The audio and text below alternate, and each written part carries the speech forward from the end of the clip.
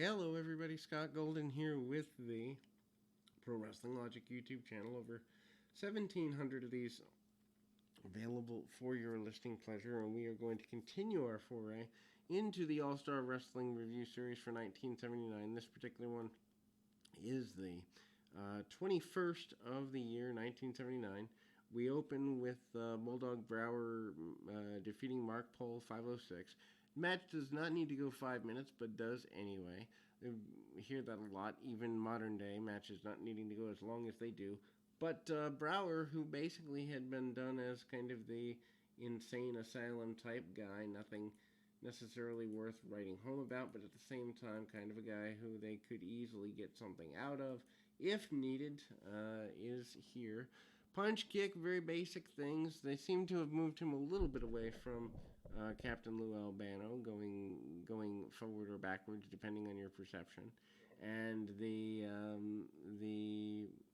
victory there for that run of things is there. Bauer, who was brought in with a little more fanfare, I think they had such turnover that he never really went the way they wanted him to go in terms of I don't know that I'd say enhancement, but a guy that was going to be, I guess, more of a run there than he actually wound up being. Anyway, that manages to go forward a little bit there, and obviously Bauer getting the victory over Mark Pole. Pole, not exactly a guy that anyone's going to write home about having to deal with, but at the same time, a bit of a, I guess you'd say, a bit of a departure from your average enhancement talent in some ways. He's been around a bit here for a little while, but not terribly too much to write home about on a continual basis. And again, it's there, and we move forward and Captain Lou Albano was at ringside with Bauer throughout. Eventually, they do kind of, sort of fade that out a little bit. Bauer, more of a brawler, taking his man to the outside of the ring as often as he can. We move to a tag team match here. Tag team match of the moment, continuing to be, or choosing to be, Ivan Putski and Steve Travis fighting the tag team champions Johnny and Jerry Valiant, with Captain Lou Albano to a double disqualification. Not necessarily sure that I agree with that as a concept, simply because Travis certainly is not a guy that they need to be pushing that hard in the run there. But they do, and Steve Travis, who really was a good talent until drugs got the better of him at the time, kind of a pretty big deal. The Valiants do try to cut the ring off on Travis quite a bit, and it makes sense for them to do that even in a non-title atmosphere.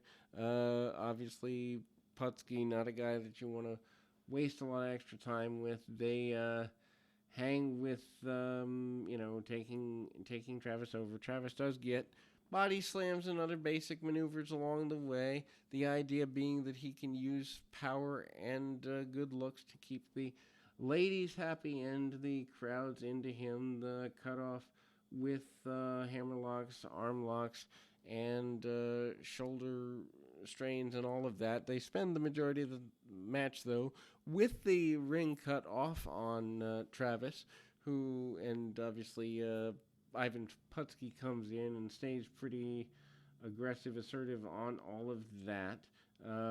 Cutting the ring off pretty basically. Travis gets thrown to the outside, and really, it's there. It's simple. It's it is what it is as far as that's concerned, and we kind of get a little bit of go behind the nature of the Valiants. Again, McMahon still trying to stir up issues with the Valiants. Captain Lou Albano not wearing a shirt, which is less than enticing, but the Valiants are still your tag team champions for the foreseeable future, for the next several months, as it were. Then we go into another enhancement match here. Greg Valentine returning. Not your Intercontinental Champion yet. Not really in a position to do a whole heck of a lot. His opponent for the day is a rather motivated, to be completely honest, at the time. Frank Williams, 7:21 for this. Not sure that the match needs almost 7.5 minutes, especially with Valentine's offense being very basic at the time. But it manages to be what it needs to be, which is a showcase for Valentine to do what he needs to do to the best of his ability, and also the crowd managing to keep things, going in a direction that's, a lot to heel heat on Valentine. Of course, Valentine taking Chief Jay Strongbow, who is back with another series of matches here, but keeping him under control there. Yeah. As we continue that run of things, Valentine takes the man down, getting as little or as much offense as he can with really basic maneuvers. Nothing, beyond maybe arm locks, hammer locks, trying to stay on the arm. Takes the man back, stays on the arm, takes him down, drop toe holds, trying to get the arm-based submission, takes him to the outside, hits a couple of forearms across the chest, and ties him up along the run of it, and then ultimately drops the elbow, and then we see Chief Jay Strongbow ultimately there tries to tie up a couple of shots, and ultimately it's a little harder, and we see some kicks and some punches and all of that. And Chief Jay Strongbow's match here, which isn't exactly meant to be, a barn burner of a match. His match is with enhancement talent here. Strongbow with Jose Estrada 447 double tomahawk chop. Strongbow, though, obviously over as a character. Lots of people actually were drawn in by Strongbow at the time, doing a Native American character, and Estrada punch kick, lots of choking, lots of attempts to get things going in a more basic run of the mill situation there. Strongbow at ringside promising to get revenge on Greg Valentine, promising that he needs to use a leg brace, apparently.